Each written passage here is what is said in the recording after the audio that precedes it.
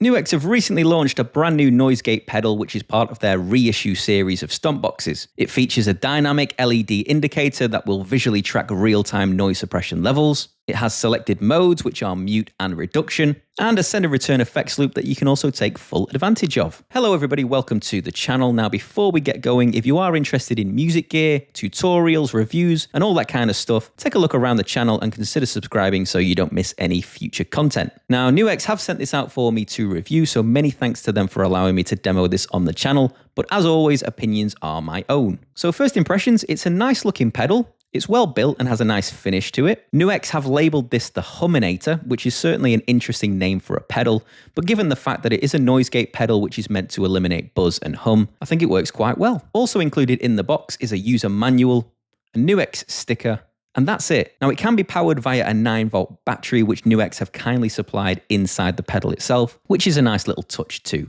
Now on the front you have two knobs which are threshold and decay. There's a mute and reduction switch which we'll talk about in a little more detail later on. Below this there's a nice looking LED indicator which will display real-time noise reduction intensity. We have another indicator below that which will show whether the effect is turned on or off. And then at the bottom we've got the foot switch. Now on the right hand side is your standard 1/4 inch input for your guitar, with the output located on the opposite side as usual. And then below this we've got the send and return option if you wanted to position the noise gate within an effects loop. Finally, along the top is the 9-volt DC input to power the pedal as well. So let's briefly talk about what a noise gate pedal will do. In simple terms, a noise gate will silence your signal once it drops below a certain threshold. Now just where that threshold is obviously determined by you. Once your guitar signal drops below the threshold, the noise gate closes and your guitar signal will no longer pass through. As mentioned, the Huminator has two knobs on the front, a threshold knob, which will determine where that noise reduction will start, and a decay, which will determine how quickly the gate opens and closes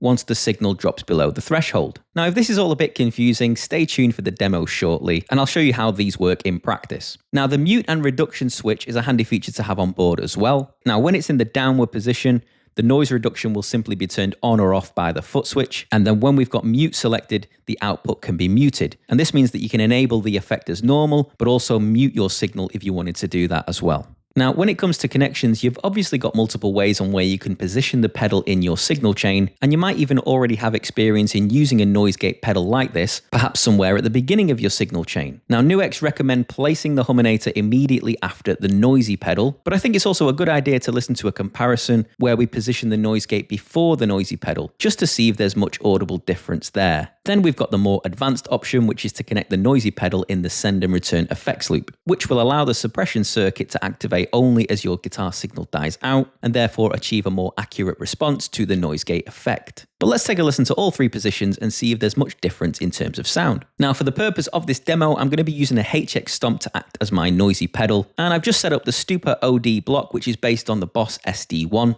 And then to add some more noise to the signal, I've also included a Scream 808, which is based on the good old Ibanez Tube Screamer.